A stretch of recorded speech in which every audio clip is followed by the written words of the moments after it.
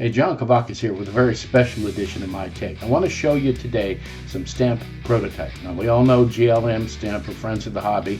They frequently send us prototypes to show at the shows. They're looking for comments and give you a preview of what's coming. Now, we got three of them here: 70 Electra 225 convertible, a 1969 Camaro Z28, and a 66 Eldorado convertible. They're very close in production.